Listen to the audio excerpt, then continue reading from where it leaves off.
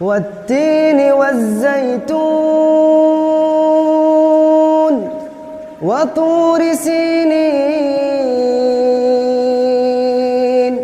وهذا البلد الأمين لقد خلقنا الإنسان في أحسن تقويم ثم رددناه أسفل سافلين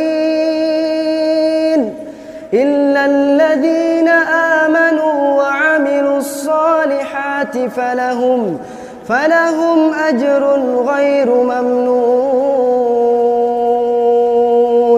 فما يكذبك بعد بالدين أليس الله بأحكم الحاكمين